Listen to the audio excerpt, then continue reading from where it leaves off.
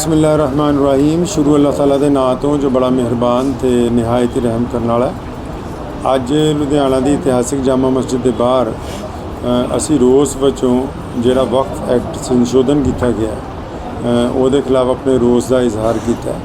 केंद्र सरकार ने वक्फ एक्ट दे विच जिहड़ा संशोधन किया उहदे विच दो तीन चीज़ां जिहड़ियां ऐसियां ने जिहड़ियां कि भारत के मुसलमानों की भावनावां के मुताबक नहीं।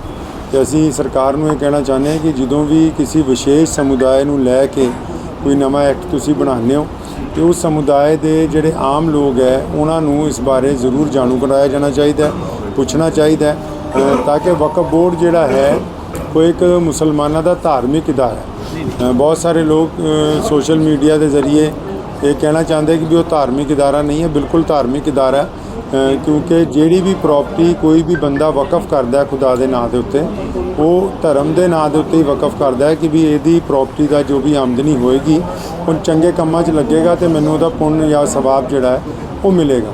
हुण ये किद्दां हो सकता है कि कोई धार्मिक इदारा होवे ते उहदे संचालन के लिए असी किसी होर धर्म के कुछ मैंबरां नूं उहदे च शामिल करिए ताकि उन्होंने जब मर्यादा का ही नहीं पता होएगा, शरीयत का नहीं पता होएगा कि वो किस तरह उन्होंने चला सकणगे। इसलिए केंद्र सरकार नूं ये बेनती करते हैं कि वक्फ एक्ट जिहड़ा है जिहड़े एक्ट बनते हो हमेशा कोई नवी गल नहीं है। देखो कानून दे विच तब्दीली लैके आना कोई नवी गल नहीं है।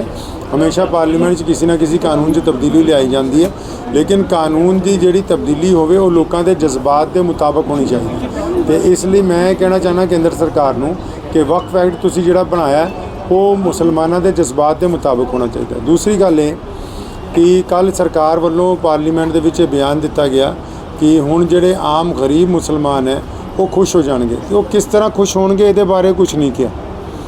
जिहड़े भी मुसलमान जिहड़े कि गरीब ने उन्होंने किस तरह वक्फ बोर्ड तो खुशी मिलेगी ये नहीं किया गया। या तो कोई वक्फ बोर्ड वालों स्कीमां लागू कर दित्तियां जांदियां कि भी वक्फ बोर्ड गरीब मुसलमानों को पेंशन देगा, वक्फ बोर्ड कोई हस्पताल बनाएगा, वक्फ बोर्ड कोई कॉलेज बनाएगा, वक्फ बोर्ड मुसलमानों को बिना सूद के लोन देगा। तो ऐसी कोई स्कीम जिहड़ी है इस नवे एक्ट दे विच नहीं आई है। तो सरकार नूं ये चाहिए कि सिर्फ प्रॉपर्टियां की देखभाल या प्रॉपर्टियां की म्यूटेशन नूं लैके ये जिहड़ा बिल आया है उस तो इलावा उस तो अगे भी वधन कि भी उन्हों की आमदनी किद्दां वधेगी, उन्होंने ते जिहड़े नजायज़ कब्जे हो गए वो किद्दां हटणगे, नजायज़ कब्जे खत्म करन तो बाद उन्हों की जिहड़ी आमदनी वधेगी उहदे तो किस तरह कौम का समाज का जिहड़ा वो भला हो सकेगा उहदे बारे भी इहदे ते चर्चा जिहड़ी है होनी चाहिए। महिला सशक्तिकरण की गल की गई इस बार भी महिला नूं भी इस वक्फ बोर्ड का मैंबर नाते वो महिला मौका दिता जाऊगा। देखो मैं कहना चाहना कि इस्लाम धर्म जिहड़ा है वो दुनिया का पहला ऐसा मजहब है जिहड़ा औरतों के शक्तिकरण की गल करता है। अज तो 1450 साल पहला हज़रत मुहम्मद साहब सल्लल्लाहु अलैहि वसल्लम ने जब इसकी स्थापना की तो उन्होंने बेटी नूं जायदाद दे विच हिस्सेदार बनाया, जबकि बाहर जिन्ने भी मुल्क है साडा देश भी है बेटी नूं जायदाद हिस्सेदारी हुणी 2000 सन च जाके पार्लीमेंट ने दी है। लेकिन इस्लाम ने शुरू से कहा भी बेटी जी है हिस्सेदार होएगी।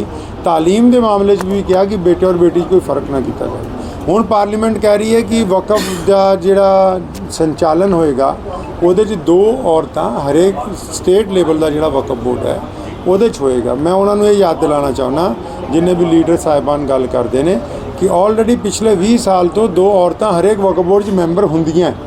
इस वेले भी पंजाब वक्फ बोर्ड च 2 औरतां मैंबर जिहड़ियां ऑलरेडी चलियां आ रही हैं। तो उन्होंने कहा कि जी असी वक्फ बोर्ड का पोर्टल कर देवांगे, पोर्टल बना देंगे। वक्फ बोर्ड का पोर्टल भी पिछले 20 साल तो बनया। सारियां जायदादां ऑनलाइन है, जिन्नियां भी जायदादां हैं वो पहला तो ही ऑनलाइन है। तो इसलिए मैं कहना चाहना बेनती ये करना चाहने कि वक्फ बोर्ड का अगर संशोधन किया जाना, अगर एक्ट दे विच कोई तब्दीली की जानी है तो वो तब्दीली ऐसी होवे जिहड़ी मुसलमानों के लिए फायदेमंद होवे, ना कि नुकसान। सर इस बिल का विरोध वड्डे पद्धर ते उत्ते हो गया, लेकिन तुसीं कुछ स्पैसीफिक पॉइंट दस्से ने जिवें कि नॉन मुस्लिम्स नूं इस दे विच ऐड करना, बाकी पॉइंट्स दा की तुसीं समर्थन करदे हो?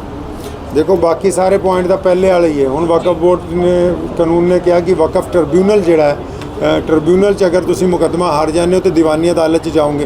तो वक्फ बोर्ड का पहला तो जिहड़े ट्रिब्यूनल हार जाते हो दीवानियां दे विच जा रहे हैं। उन्होंने कहा महिलावां नूं लैके आवांगे, औरतां नूं पहलां तो ही रखा गया है, अगर वो किते नहीं होणगियां तो ऐतकी फिर आ जाणगियां।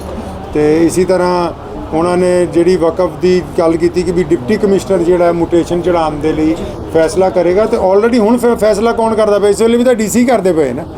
तो मैं कहना चाहुंदा कि अगर कोई तब्दीली लैके आनी है ਤੇ ਉਹ ਆਮ ਮੁਸਲਮਾਨਾਂ ਤੋਂ ਉਹਦੀ ਰਾਏ ਜ਼ਰੂਰ ਲਿੱਤੀ ਜਾਵੇ। ਉਹ ਜਿਨ੍ਹਾਂ ਲੀਡਰਾਂ ਤੋਂ ਰਾਏ ਲੈਂਦੇ ਪਏ ਆ ਉਹਨਾਂ ਨੂੰ ਤਾਂ ਆਪ ਨਹੀਂ ਪਤਾ ਕਿ ਵਕਫ ਬੋਰਡ ਹੈ ਕੀ। ਇਮਾਮ ਸਿੰਘ ਇਤਰਾਜ਼ ਕਿਸ ਗੱਲ ਦਾ ਸੀ? ਗੈਰ ਮੁਸਲਿਮ ਦੇ ਦੂਸਰੇ ਦੇ ਧਰਮ ਦੇ ਲੋਕ ਦੇਖੋ, ਸ਼ਾਮਿਲ ਹੋਗੇ ਮੇਰੀ ਗੱਲ ਸੁਣੋ, ਜਾਂ ਕੋਈ ਵੀ ਇਸਲਾਮ ਬਾਰੇ ਨੌਲੇਜ ਨਾ ਹੋਣਾ? ਕੱਲਾ ਵਕਫ ਬੋਰਡ ਹੀ ਨਹੀਂ, ਭਾਰਤ ਦੇ ਵਿੱਚ ਜਿੰਨੇ ਧਰਮ ਹੈ ਉਹਨਾਂ ਦੀ ਜਿੰਨੀਆਂ ਬੜੀ ਸੰਸਥਾਵਾਂ ਨੇ ਉਹ ਗੌਰਮੈਂਟ ਤੋਂ ਸਰਟੀਫਾਈ ਸੰਸਥਾਵਾਂ ਨੇ, ਸਾਰੀਆਂ ਸੈਮੀ ਗਵਰਨਮੈਂਟ ਸਮਝ ਲਓ, ਜਿਸ ਤਰ੍ਹਾਂ SVGC ਹੈ ਜਾਂ ਬੜੇ ਬੜੇ ਜਿਹੜੇ ਧਾਰਮਿਕ ਸਥਾਨ ਨੇ ਉਹਨਾਂ 'ਚ ਬੋਰਡ ਬਣੇ ਹੋਏ ਆ, ਉਹਨਾਂ 'ਚ ਬਕਾਇਦਾ ਗਵਰਨਮੈਂਟ ਮੈਂਬਰ ਨਾਮਜ਼ਦ ਕਰਦੀ ਹੈ।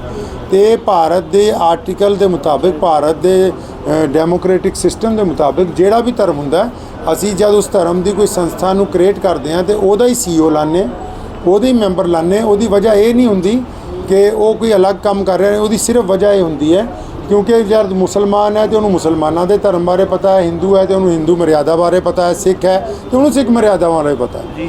ਹੁਣ ਅਗਰ ਵਕਫ ਬੋਰਡ ਦੇ ਵਿੱਚ ਤੁਸੀਂ ਕਿਸੇ ਗੈਰ ਮੁਸਲਿਮ ਨੂੰ ਮੈਂਬਰ ਲਾਓਗੇ, ਉਹਨੂੰ ਪਤਾ ਹੀ ਨਹੀਂ ਹੋਏਗਾ ਵੀ ਮਸਜਿਦ 'ਚ ਕਿਸ ਤਰ੍ਹਾਂ ਜਾਣਾ ਹੈ, 5 ਟਾਈਮ ਨਮਾਜ਼ ਕਿਸ ਵੇਲੇ ਹੁੰਦੀ ਹੈ, ਕਬਰਸਤਾਨ ਦੇ ਕੀ ਪ੍ਰੋਟੋਕੋਲਸ ਨੇ, ਮੁਸਲਮਾਨਾਂ ਦੀ ਖਾਨਕਾਹਾਂ ਹੈ ਉਹਨਾਂ ਦੇ ਕੀ ਪ੍ਰੋਟੋਕੋਲਸ ਨੇ, ਮੁਸਲਮਾਨਾਂ ਦੀ ਜ਼ਕਾਤ ਦਾ ਕੀ ਸਿਸਟਮ ਹੈ, ਮੁਸਲਮਾਨਾਂ ਦੀ ਫਿਤਰੇ ਦਾ ਕੀ ਸਿਸਟਮ ਹੈ। ਤੇ ਜ਼ਾਹਿਰ ਜੀ ਗੱਲ ਹੈ ਕਿ ਜਿਸ ਧਰਮ ਦੀ ਜਿਹੜੀ ਸੰਸਥਾ ਹੈ ਉसी ਧਰਮ ਦੇ ਨੁਮਾਇੰਦੇ ਜਿਹੜੇ ਉਹ ਲੱਗਣੇ ਤਾਂ ਸਰਕਾਰ ਵੱਲੋਂ ਹੀ ਹੁੰਦੇ, ਜਿਹੜੇ ਉਹ ਵੀ ਲੱਗਣਗੇ। ਜਾਂ ਹੁਣ ਵੀ ਜਿਹੜੇ ਲੋਕ ਵਕਫ ਬੋਰਡ 'ਚ ਮੈਂਬਰ ਬਣਦੇ ਆ ਜਾਂ ਚੇਅਰਮੈਨ ਬਣਦੇ ਆ, ਉਹ ਇਹ ਤਾਂ ਨਹੀਂ ਦੂਸਰੀ ਪਾਰਟੀ ਦੇ ਬਣਨਗੇ, ਉਹ ਤਾਂ ਸੱਤਾ ਪਕਸ਼ ਦੇ ਹੀ ਬਣਨਗੇ ਨਾ। ਲੇਕਿਨ ਅਗਰ ਉसी ਧਰਮ ਦੇ ਹੋਣਗੇ ਤੇ ਉਹਨਾਂ ਨੂੰ ਮਰਿਆਦਾ ਦਾ ਪਤਾ ਹੋਏਗਾ। 10 ਨਿਯਮ ਬਦਲਾਅ ਕੀਤੇ ਆ, ਤੁਹਾਨੂੰ ਕਿਹੜਾ ਨਿਯਮ ਮਿਲਿਆ ਵੀ ਬਦਲਾਅ ਇਸ ਤੁਹਾਨੂੰ ਇਤਰਾਜ਼ ਹੈ? ਕਿਸ ਨਿਯਮ ਦੇ ਇਤਰਾਜ਼ ਹੈ? ਆਹੀ ਮੈਂ ਪਹਿਲਾਂ ਵੀ ਕੱਲ੍ਹ ਵੀ ਪ੍ਰੈਸ ਦੇ ਸਾਥੀਆਂ ਨੂੰ ਕਿਹਾ ਸੀਗਾ ਕਿ ਸੰਸ਼ੋਧਨ ਜਿਹੜਾ ਹੋਇਆ ਉਹ ਤਕਰੀਬਨ ਪੁਰਾਣੇ ਕਾਨੂੰਨ ਹੀ ਦੁਬਾਰਾ ਲੈ ਕੇ ਆਏ। ਲੇਕਿਨ ਇਹਦੇ ਵਿੱਚ ਇੱਕ ਐਕਟ ਜਿਹੜਾ ਹੈ ਡਿਪਟੀ ਹੋਮ ਮਿਨਿਸਟਰ ਨੇ ਜਿਹੜਾ ਕਿਹਾ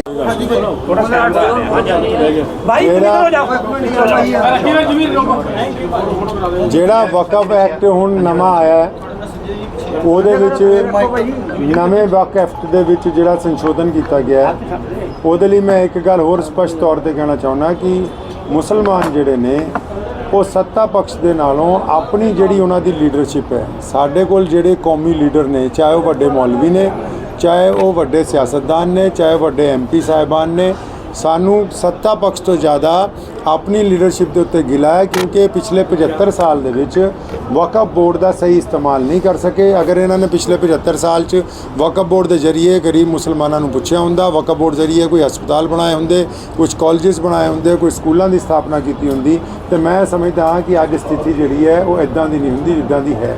ਤੇ ਇਸ ਲਈ ਮੁਸਲਮਾਨਾਂ ਨੂੰ ਵੀ ਕਹਿਣਾ ਚਾਹੁੰਦਾ ਕਿ ਆਪਣੀ ਜਿਹੜੀ ਲੀਡਰਸ਼ਿਪ ਹੈ ਉਹਦੇ ਉੱਤੇ ਵੀ ਧਿਆਨ ਦਿਓ। ਇਹ ਨਹੀਂ ਕਿ ਬਸ ਲਕੀਰ ਦੇ ਫਕੀਰ ਬਣੇ ਰਹੋ।